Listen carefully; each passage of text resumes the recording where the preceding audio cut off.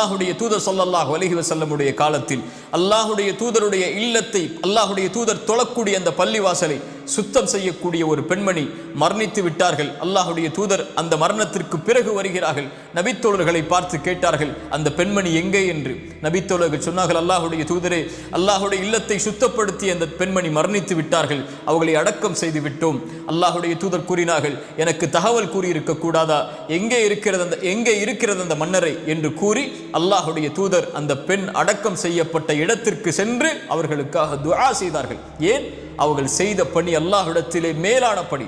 அல்லாஹுடைய இல்லங்களை சுத்தப்படுத்தக்கூடிய பணியை அல்லாஹ் நேசிக்கிறான். அல்லாஹுடைய தூதர் அந்த பெண்மணிக்காக அல்லாஹ்விடத்திலே துஆ செய்தார்கள். அவர்கள் மரணித்ததற்கு பிறகும் இத்துணை சிறப்புகளையும் உள்ளடக்கிய, இத்துணை கண்ணியங்களையும் உள்ளடக்கிய அல்லாஹுடைய இல்லங்கள் இன்று அழுது கொண்டிருக்கிறது. உங்களுடைய ஊர்களில் அல்லாஹுடைய இல்லங்கள் இருக்கக்கூடிய நிலைமைகளை